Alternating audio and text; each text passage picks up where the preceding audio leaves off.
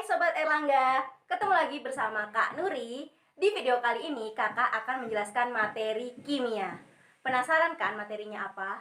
Tapi sebelumnya kalian like, komen, dan subscribe dulu channel ini biar semua bisa kimia. Drop it.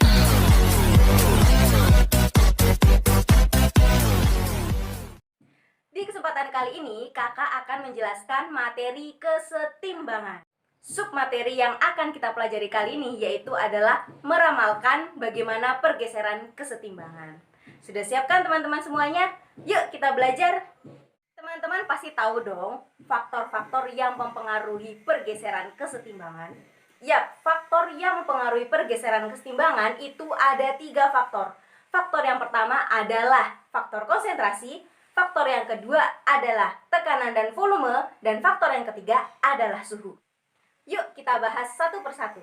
Yang pertama adalah faktor konsentrasi. Apa itu konsentrasi? Konsentrasi merupakan banyaknya zat yang terlarut dalam 1 liter larutan. Nah, di faktor konsentrasi ini itu didasarkan pada asas Le Chatelier.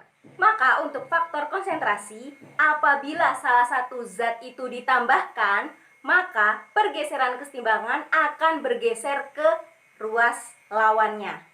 Begitu sebaliknya, apabila zat itu dikurangi konsentrasinya, maka pergeseran kesetimbangan akan bergeser ke ruas dirinya sendiri. Masih bingung kan? Nah, untuk menghafalkannya, kakak punya satu kata agar menghafalkannya, yaitu adalah kobahwan. Konsentrasi ditambah ke arah lawan.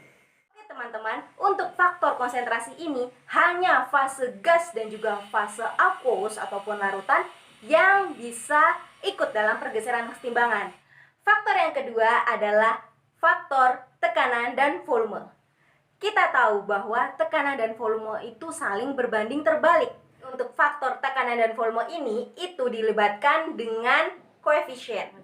Koefisien adalah angka di depan suatu senyawa dalam suatu reaksi. Jadi, apabila tekanan diperbesar, maka volume akan mengecil. Maka dari itu, pergeseran kesetimbangan akan bergeser ke arah koefisien yang kecil. Begitu sebaliknya ya teman-teman, apabila tekanan diperkecil, maka volume akan membesar. Maka pergeseran kesetimbangan akan bergeser ke koefisien yang besar. Nah, pasti teman-teman bingung ya, ini bagaimana untuk menghafalnya. Kakak punya hafalannya buat teman-teman semuanya, yaitu adalah tesar sama dengan focil sama dengan kocil. Jadi kalian hanya menghafal tesar sama dengan focil sama dengan kocil, kalian pasti bisa mengerjakan soalnya. Ingat ya teman-teman, untuk faktor tekanan dan volume ini hanya fase gas saja yang diikutkan pada pergeseran kesetimbangan. Yuk kita lanjut. Untuk faktor yang terakhir adalah faktor suhu. Untuk faktor suhu ini itu didasarkan pada jenis reaksi. Kita tahu nih jenis reaksi ada 2, yaitu ada reaksi yang bersifat endoterm dan reaksi yang bersifat eksoterm. Jadi untuk faktor suhu, apabila suhu dipanaskan, nanti pergeseran kesetimbangan akan bergeser ke arah reaksi yang endoterm.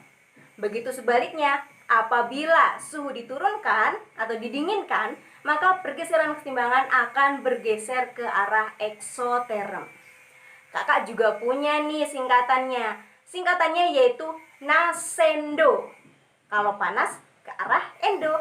Jadi sebaliknya, kalau diturunkan berarti ke arah ekso. Oke, kita sudah membahas 3 faktor yang mempengaruhi pergeseran kesetimbangan. Kalian juga udah punya kata kunci agar kalian lebih gampang lagi untuk memahami dan menghafalkannya. Oke teman-teman, di sini ada salah satu contoh soal. Jadi ditanyakan apabila suhu dinaikkan bagaimana pergeseran kesetimbangannya. Nah, kita lihat nih jenis reaksinya adalah reaksi endoterm karena bernilai positif. Jadi kalau bernilai endoterm, maka di sebelah kanan akan bersifat endoterm, lalu ke arah kiri nanti akan bersifat eksoterm.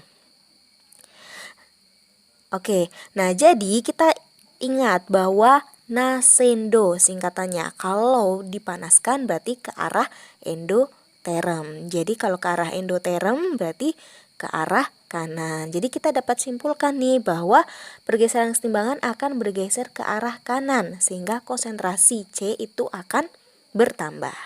Jadi jawabannya adalah D.